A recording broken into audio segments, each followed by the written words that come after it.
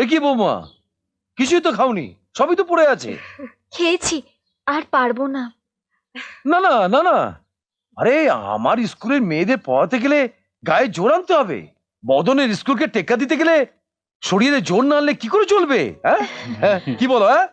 আমার পক্ষে আর খাওয়া সম্ভব না। আগেও চিরদিনই একটু কম খায়, তবে আপনি চিন্তা করবেন না, ও কম খেয়ে যা পড়াবে না, বদন সরকার একদম খবর হয়ে যাবে, বুঝলেন?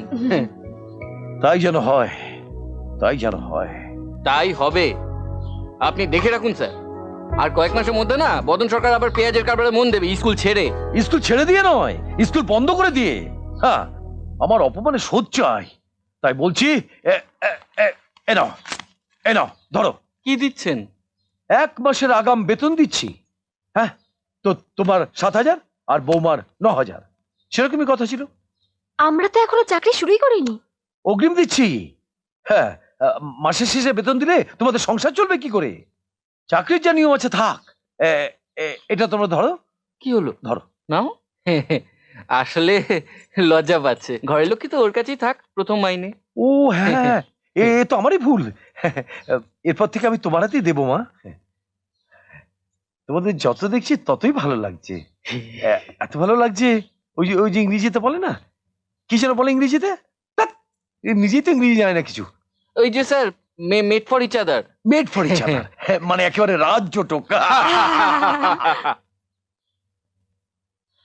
ঘরের লক্ষ্মী টক্ষ্মী বলে দামোদর বাবুর সামনে অভিনয় করেছেন, ঠিক আছে, কিন্তু তাই বলে আমি কেন টাকাটা রাখতে যাব? এই নিন ধরুন।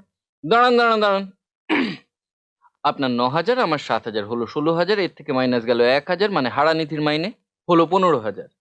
এই 15,000 টাকা দিয়ে যাতে আপনি ফার্নান্ডেজের প্রথম ইনস্টলমেন্টটা দিতে পারেন সেটা ভেবেই নিন, আপনার কাছে রাখুন টাকাটা।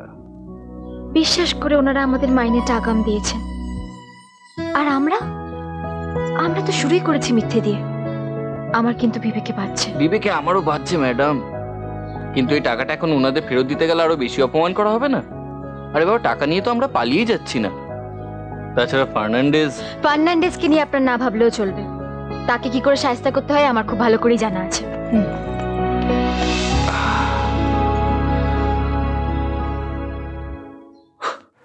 আজকের ভিডিও ক্লিপস নিয়ে আলোচনা করার আগে একটা কথা বলে রাখি, আমরা অনেকেই আছি যারা সিনেমা দেখতে ভালোবাসি, তো প্রত্যেকটা সিনেমায় কিন্তু একটা করে সোশ্যাল মেসেজ দেয়। এছাড়াও প্রত্যেকটা সিনেমা থেকে আমরা কিছু না কিছু শিখি।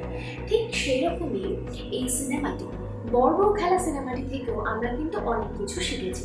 এই সিনেমাটি হলো একটি পরিবার কেন্দ্রিক সিনেমা, যেখানে আমরা শিখেছি বা দেখেছি যে রক্তের সম্পর্কে না হওয়া সত্ত্বেও, রক্তের কোনো টান না থাকা সত্ত্বেও একটা পরিবার কি করে তার দূরের মানুষগুলিকে আপন করে দিতে পারে। যেমন মানবী আর দামোদর বাবু মানুষ এবং তার বউ নিহারিকাকে অনেকটাই কাছে করে নিয়েছে, এবং এই জন্যই একদম মাসের শুরুতে, মানে তারা যখন তাদের কাজ শুরুই করেনি তার আগেই তাদের আগাম মাইনে দিয়ে দেয়। তবে এটা বলতেই হবে যে মানুষ কিন্তু এই বড় খেলা অভিনয়টা বেশ জমিয়ে করছে, কারণ সবার সামনে তিনি কিন্তু নিয়ম মতো তার এই মাসের আগাম মাইনে তার স্ত্রীর হাতে তুলে দিয়েছেন, অর্থাৎ তার নতুন স্ত্রী নিহারিকার হাতে তুলে দিয়েছেন।